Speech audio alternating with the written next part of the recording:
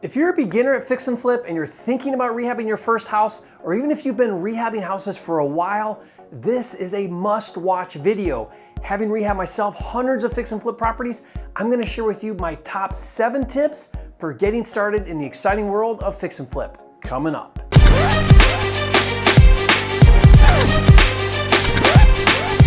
For a limited time, you can get a free copy of Jerry Norton's Quick Start Kit with everything you need to flip your first house in 30 days or less. Download it now at myquickstartkit.com. If you're new here to this channel, I'm Jerry Norton with flippingmastery.com, and this channel is all about ways to help you make more money flipping real estate so you can live your dream life. Be sure to subscribe and turn on the bell notifications so you don't miss new videos. Tip number 1 is don't rehab houses yourself.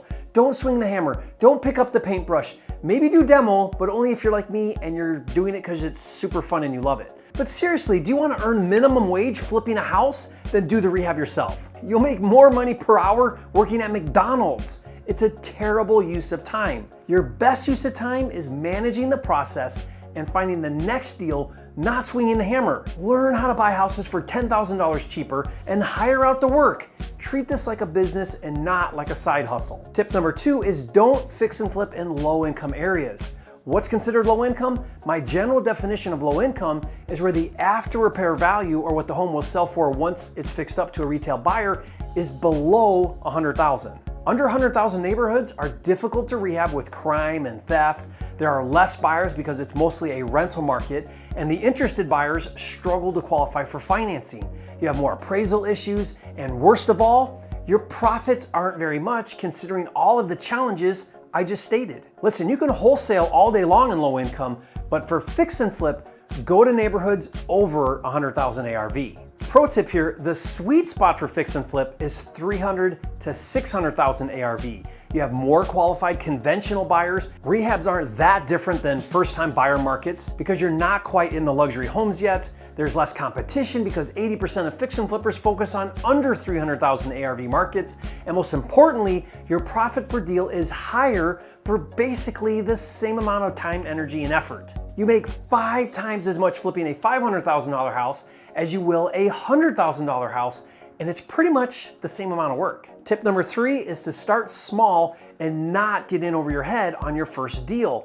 I break down the rehab into 3 different categories. Category 1 is a light rehab. We call this lipstick on a pig. These are great for your first deal, to get your feet wet, deal with a few contractors, go through the process of buying, fixing, and reselling a house. Now, category 2 is what I call an average rehab.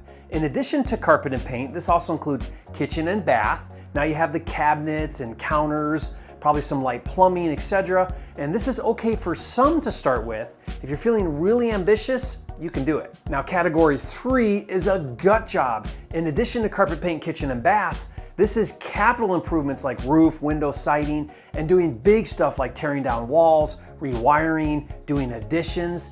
These are your big, scary rehabs. Do not do one of these until you've done a handful of light and average rehabs. Now, a quick pro tip here, even if you think it's a light or average rehab, if the home was built prior to 1950, you're going to run into all kinds of issues you probably didn't anticipate. So in the beginning, only do homes built after 1950 that are light or average. Tip number 4 is every rehab is different. Before you ever decide to get into fix and flip, you have to realize that every rehab is different. No 2 houses are the same, and therefore no 2 rehabs are the same. This is very important because you have to treat each and every house like it's its own unique project. And to illustrate my point, let me ask you a question. Have you ever noticed that there are no publicly traded fix and flip companies?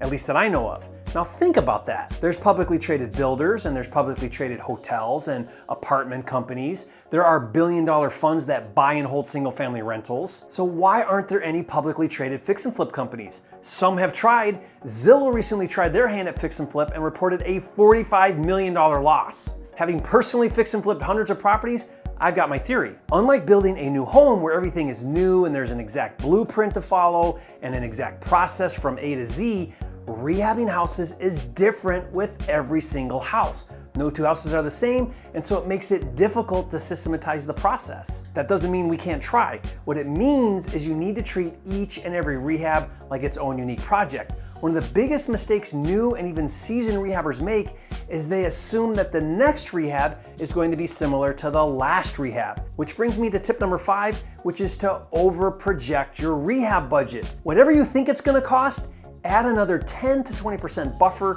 for unforeseens.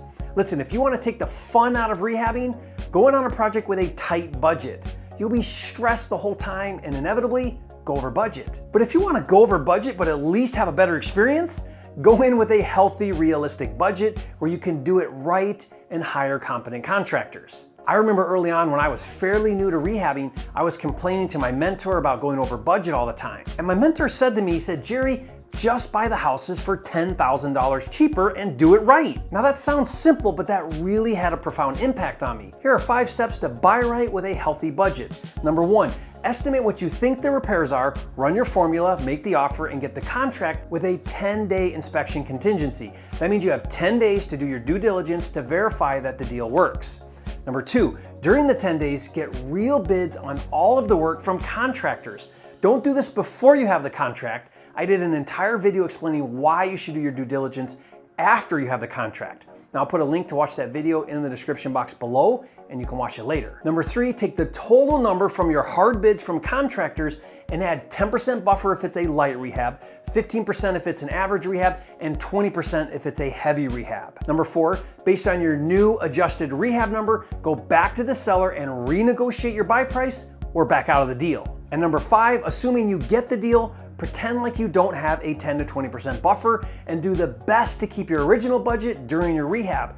Your buffer is your emergency budget. And tip number 6 is you better make a nice profit. If you're starting out, you better go into a deal with a minimum $25,000 profit.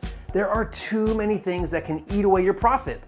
Why would you take on the risk of borrowing money and managing a rehab and marketing and selling the home to make $10,000 or $15,000 if everything goes right? I personally even think $25,000 is too low. I think it should be $40,000 as a minimum, and I personally like to focus on fix and flips that make 6 figures per deal. I'll put a video link in the description box below where I show 2 6-figure flips that I did. Tip number 7 is to keep the pipeline full. Never lose sight of the timeline it takes to flip a house. Now, what does that mean? Think about the time frame to do a fix and flip. Let's say it takes you 30 days to find a deal and get a contract, then 30 days to close on that contract, then 60 days to rehab the house, then 30 days to get a contract with a buyer, then another 30 days to close. Now that's 180 days from end to end. If you only focus on one thing at a time, then it will take you 180 days to do one fix and flip. That means you're only gonna do 2 deals in a year. That's not the goal. The goal is to do multiple deals and earn a 6- and 7-figure income fixing and flipping houses. At least I hope that's the goal. To do that, you have to have multiple deals at various stages.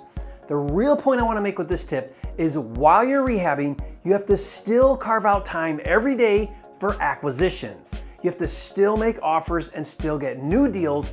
Otherwise, your pipeline is going to dry up and you're only going to do 1 or 2 deals a year. And the very best way to keep your pipeline full is to organize and streamline all of the steps of flipping houses. And the best way to do that is with Flipster. If you've never heard of Flipster, it's the #1 house flipping deal management platform on the planet. Not only does it have tools for finding and funding deals, but it has an entire suite for rehabbing, including a budget tracking tool and a paperless contractor management center. I would never attempt a rehab without Flipster.